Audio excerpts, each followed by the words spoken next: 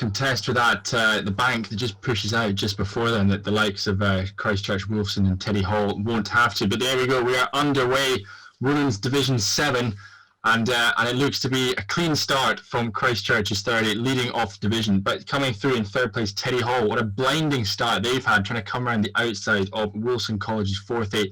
Wilson College got to hang on, they've got to hang on in these early stages, try and push off that push from Teddy Hall's 2nd-8. We'll see as they come under the bridge. So the margins that we're working with, as Adam said, we start about a length and a half of clear water or so between the two boats, and it looks to me as if Teddy Hall just starting to close that gap, and as we can see, they're pulling away from Trinity College, who set off behind them as well, who in turn are just holding that gap with Wilson College's 5th-8. A great performance from Wilson, but out in front, Adam, a great start from Christchurch, who can just enjoy all this clear water out in front of them. Exactly. We can see that Christchurch, they had a really good start, really got a little bit of distance away from the Wilson ahead of them, and Teddy Hall are really chasing Wilson down right now as we get into the gut. And the issue is the gut is quite tight, so if you've got a good speed differential with the boat in front of you, as in you're catching up with them as you go into the gut, it's very likely that you'll get the bump by the exit of the gut. So Wilson will be a little bit worried about that right now, I think. So we can see there on screen the two Osler House 8s, their 1st and 2nd-8s, their 2nd-8 on screen at the moment. They've had a great start, their fantastic performance there from their 2nd-8. Look to me like they are pulling away from St Anthony's 2nd-8, and then at the back of the field it will be Teddy Hall wrapping up this division. But as Adam has been saying, a clean start from most of the crews, and we'll be able to see the camera angles further up the course if we've got a bump. But on screen now, is that their 2nd-8 catching their 1st-8, Adam, Osler House? So no, it's St. Cat's with the blue blades ahead, being caught up by Osler. I think it's Osler 2 actually. So it looks like Osler 1 might have bumped out already, and now Osler 2 has caught up with St. Cat's. You can see St. Cat's has had the concession. They raised their hand. So both Osler boats, I think, have now bumped and out of the race. And now we see St. Anthony's at the bottom of the screen that will also be chasing St. Cat's and potentially could catch up with them, which would mean that St. Cat's would lose 3 positions, go down 3 ranks. It's a tough way to start your bumps like that, losing 3 in 1. Yes. Race. I think here on the screen now we have Wolfson W4, so the 4th boat for Wolfson women, long green banks at the start of green banks, and I can't see the boat. Oh, there's a boat ahead of them. Who is that then?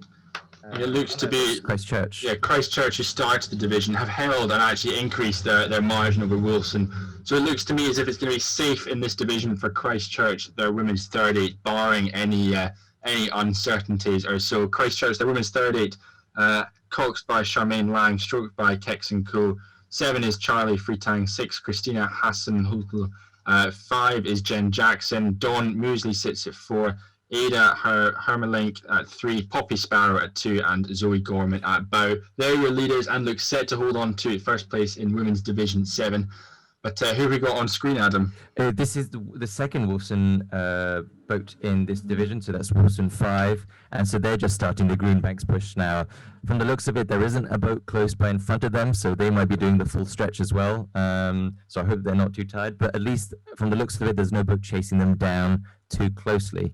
In fact, so this is the shot we can see ahead of them. It's Trinity. With this angle, I can't quite tell. Trinity are crossing the river right now, but I just can't quite tell the gap in between those two boats.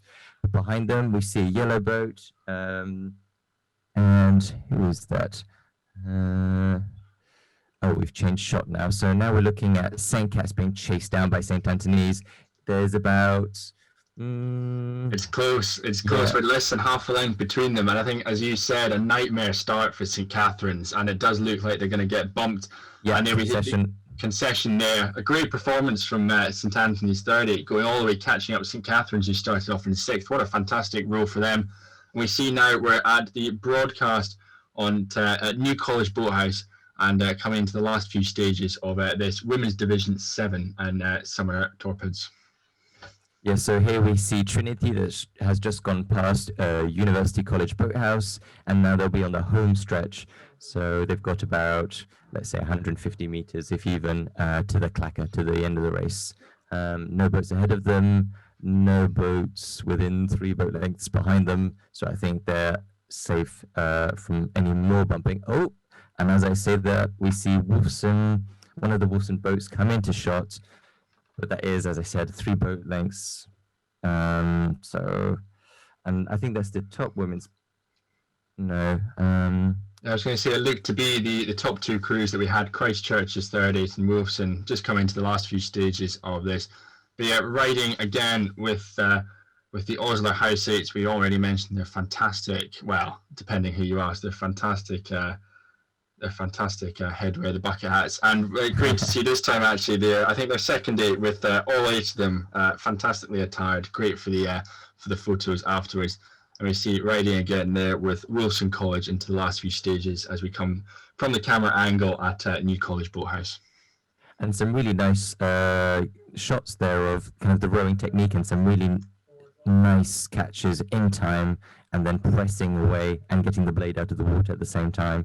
It's quite an amazing feat, really, if you think about it. 8 rowers perfectly in time and in sync all the way through the rowing motion. Yeah, particularly those who have started off sort of in this 2021 season.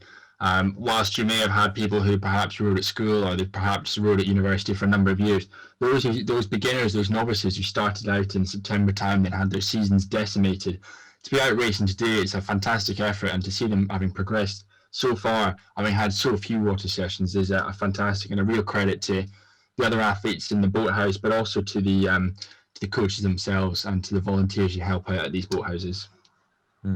Here we see Teddy Hall passing Univ Boathouse. So they're on their last stretch, and with your favourite yellow bucket hats there. Yeah, so if you have a look on the towpath, you'll see that the bicycle in front is most likely the coach for that crew. So they would be kind of giving some feedback to the cocks potentially with a whistle saying the distance with the boat ahead of them. So 1 whistle blow will be 1 boat length, 2 whistle blows will be half a boat length, etc.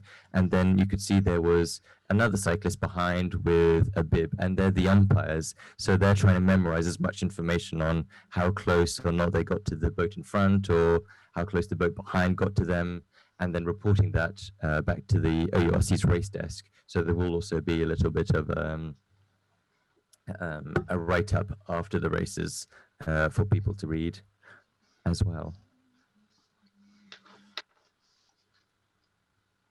So we see the last few boats just making their way down in this Women's Division 7, making their way down to the 1800 metre course, completing their first run of Torpids, Summer Torpids 2021. A great effort from all these crews making it out on the river today. As I said, a full credit to the coaches and everyone involved to get them out on the river.